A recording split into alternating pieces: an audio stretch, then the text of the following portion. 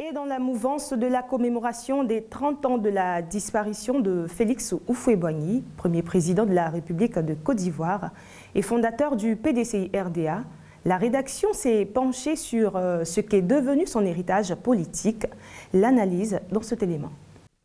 Jusqu'à la mort, le 7 décembre 1993, de Félix Houphouët-Boigny, premier président de la République de Côte d'Ivoire, le Parti démocratique de Côte d'Ivoire, en abrégé PDCI-RDA, formation politique de la droite conservatrice qu'il a fondée en 1945, faisait indéniablement figure de parti leader sur l'échiquier politique ivoirien, en dépit de ses coups infligés par les partis de gauche entrés dans la légalité à l'avènement du multipartisme en 1990.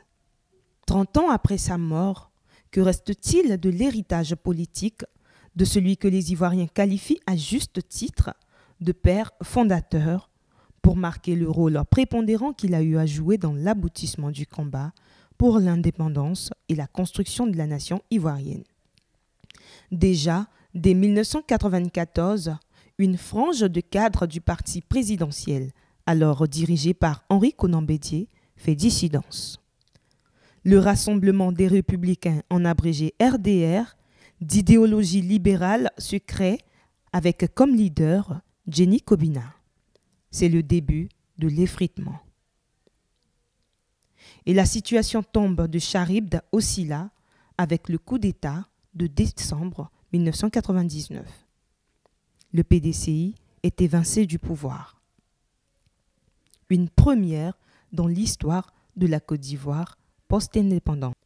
Le mythe est tombé. Face à la vulnérabilité d'un parti fragilisé par l'exil de son principal leader, l'ex-chef d'État Henri Konan Bédié et le diktat du régime militaire du CNSP imposé par le général Guy Robert, de nombreux cadres se volatilisent.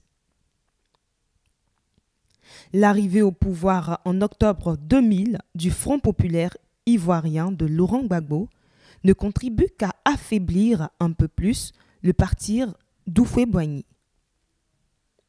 Toute la décennie 2000-2010, au cours de laquelle le FPI tient la gestion du pays, la saignée s'accentue dans les rangs de l'ex-parti au pouvoir. L'avènement au pouvoir de la coalition du Rassemblement des Houphouëtistes pour la démocratie et la paix, en abrégé RHDP, en avril 2011, à la suite de la crise post-électorale la plus sanglante de l'histoire de la Côte d'Ivoire, est suivi 7 ans plus tard, en 2018, par une rupture brutale entre le PDCI et le RDR, alors alliés au sein de la coalition du RHDP.